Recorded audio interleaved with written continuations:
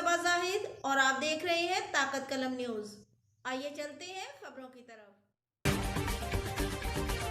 खबर शामिल करते हैं पेशावर से। मोहम्मद सलीम खान कमिश्नर पेशावर डिवीजन रियाज खान मसूद ने 14 अगस्त के मौका पर आवाम की नींदें हराम करने वाले और प्रेशर हॉर्न और पट्टे लाइसेंस के साथ मोटरसाइकिल चलाने वालों के खिलाफ सख्त से सख्त कार्रवाई की हदायत जारी की है। पेशावर डिप्टी कमिश्नर ने दफ़ा 144 नाफिज करने और पुलिस सेक्शन 188 के तहत कार्रवाई के खिलाफ अहकामात जारी किए।